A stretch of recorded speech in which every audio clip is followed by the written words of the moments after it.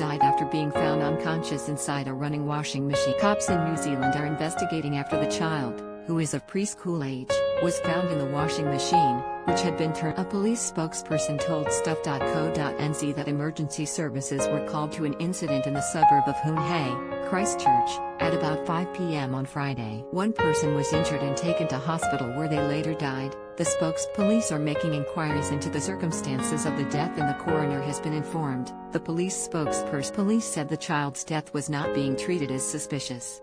A group of mourners were at the property on Sunday after the toddlers. Waihoro/Spreydon-Cashmere Community Board chairwoman Karolyn Potter said the community was resilient and would rally around the family. This is a sadness that's beyond talking about. Since 2014, an estimated 3,000 children aged under 5 have been taken to hospital for washing machine-related injuries, and that's just in 2019 a 2-year-old girl died after she climbed inside a tumble dryer while her mum slept. She was reportedly found inside the dryer at a trailer park in Waycross, Georgia. A 2-year-old boy drowned in a washing machine in Utah in 2012.